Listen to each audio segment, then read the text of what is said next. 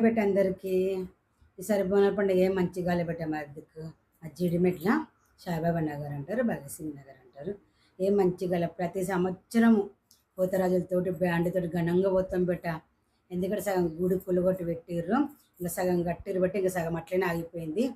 మరి అమ్మవారు ఇంకా చేయించుకుంటలేదు, ఎందుకు తెలియదు. మరి ఎమ్మెల్యే మంత్రులు లీడర్లు అందరూ ఇట్లా ఏం చేస్తారు ఏం అర్థం కావట్లేదు బిడ్డ.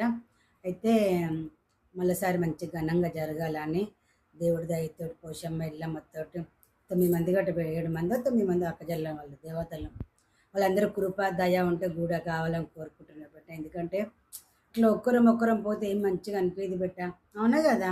ఇప్పుడు ఒక్కరం బోనం చేసుకుని పోతే మంచిగా అనిపిస్తుందా? అందరూ కలిసి బ్యాండ్ తోటి ఘనంగా పోతరాజుతో పోతే చాలా ఆనందం అనిపిస్తుంది.